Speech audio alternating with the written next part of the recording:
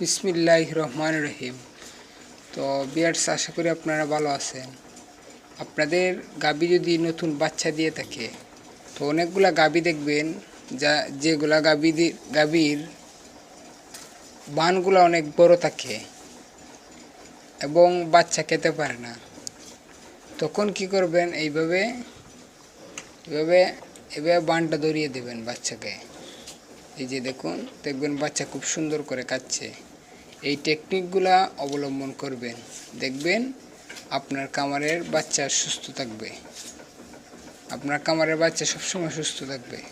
আসলে আমাদের গাভীটা একটু বড় সাইজের, রাতের বেলা আপনাদের এত ভালো দেখাতে পাচ্ছি না, আর বাচ্চাটা একদম ছোটো দিয়েছে, তাই বাচ্চাকে এইভাবে দুধ খাওয়াতে হয়।